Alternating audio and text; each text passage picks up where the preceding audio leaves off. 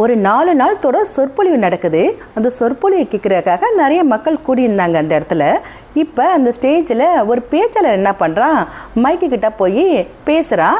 என்ன பேசுனான்னா, இங்கே வந்திருக்க மக்கள் எல்லாருக்கும் வணக்கம் அப்படி சொல்லிட்டு நான் ஒரு விஷயம் சொல்ல போகிறேன், அது என்னன்னு உங்களுக்கு தெரியுமா அப்படின்னு சொல்லி கேட்டான்.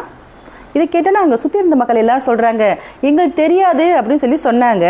உடனே இந்த பேச்சாளர் என்ன தெரியுமா சொன்னால், உங்களுக்கு தான் தெரியாதே, அப்போ நான் சொல்லி என்ன ஆக போகுது அப்படின்னு சொல்லிட்டு அந்த ஸ்டேஜை விட்டு இறங்கி அந்த பேச்சாளர் போயிட்டா. மறுநாள் என்ன ஆச்சுன்னா, அதே ஸ்டேஜுக்கு அந்த பேச்சாளர் மறுபடியும் வந்து பேசுகிறதுக்காக 2ஆம் நாள் வந்தான். சுற்றி இருந்த மக்கள் எல்லோரும் என்ன தெரியுமா பண்ணாங்க, இவன் நேற்று தெரியாதுன்னு சொன்னனால தான் சொல்லலை, இன்றைக்கி நம்ம எல்லோரும் தெரியும்னு சொல்லணும் அப்படின்னு சொல்லி மனசில் நினச்சிக்கிட்டு இருந்தாங்க. இப்போ அந்த பேச்சாளர் என்ன பண்ணுறான், அந்த மைக்கை பிடிச்சி பேசுகிறான். நான் ஒரு விஷயம் சொல்லலான்னு இருக்கேன், உங்களுக்கு தெரியுமா அப்படின்னு சொல்லி கேட்டான். அதே விஷயத்த சுற்றி இருந்த மக்கள் எல்லோரும் சொல்கிறாங்க, எங்களுக்கு தெரியும் அப்படின்னு சொன்னாங்க.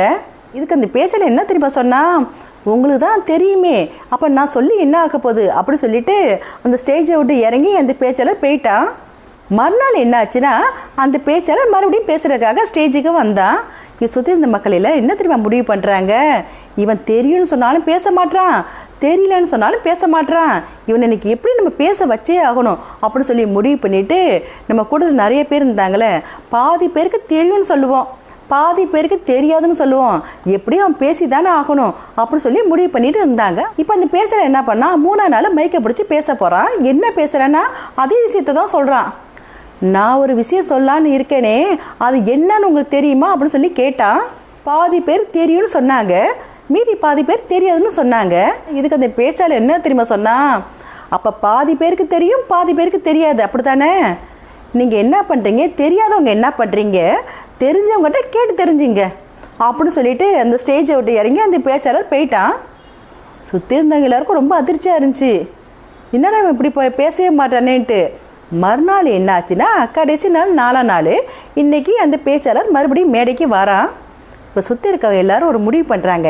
என்ன முடிவு பண்ணுறாங்கன்னா, இவன் தெரியும்னு சொன்னாலும் பேச மாட்டான், தெரியலன்னு சொன்னாலும் பேச மாட்டான், அதனால் நம்ம என்ன பண்ணுவோம், எதுவுமே சொல்ல வேணாம், அந்த பேச்சாளர் கேட்கும்போது நம்ம எல்லோரும் வாயை மூடிட்டு அமைதியாக இருப்போம், அவன் எப்படி சொல்லி தானே ஆகணும் அப்படின்னு சொல்லி முடிவு பண்ணிவிட்டு எல்லோரும் அமைதியாக வாயை மூடிட்டு இருந்தாங்க. இப்போ அந்த பேச்சாளர் என்ன பண்ணுறான், மைக்கு கிட்டே போய் மைக்கை பிடிச்சி பேசுகிறான். என்ன பேசுகிறான்னா அதே விஷயத்தை தான் பேசுனான். நான் உங்கள் எல்லாருக்கும் ஒரு விஷயம் சொல்லலான்னு இருக்கேனே, அது என்னன்னு உங்களுக்கு தெரியுமா அப்படின்னு சொல்லி கேட்டால் யாருமே வாயே திறக்கலை, அமைதியாக மூச்சு கூட இல்லை, அப்படியே அமைதியாக வாயை மூடிட்டு அப்படியே உட்காந்தாங்க. மறுபடியும் கேட்குறான் அந்த பேச்சாளர், நான் ஒரு விஷயம் சொல்லலான்னு இருக்கேனே உங்கள் எல்லாருக்கும், அது உங்களுக்கு தெரியுமா தெரியாதா சொல்லுங்க அப்படின்னு சொல்லி கேட்டான். யாருமே வாய் திறக்கலை, கண்ணு அசைவு கூட இல்லாமல் அப்படியே அமைதியாக உட்காந்துருந்தாங்க. 3 தடவை கேட்ட பிறகும் எல்லாரும் அமைதியாக இருந்தனால இப்போ இந்த பேச்சாளர் என்ன தெரியுமா சொன்னா, ஓஹோ உங்களுக்கு காதும் கேட்காது வாயும் பேச முடியாதா, உங்கள்கிட்ட போய் இந்த விஷயத்த சொல்லி என்ன ஆக போகுது அப்படின்னு சொல்லிட்டு அந்த பேச்சாளர் என்ன தெரியுமா பண்ணா, அந்த ஸ்டேஜை விட்டு இறங்கி போயிட்டான்.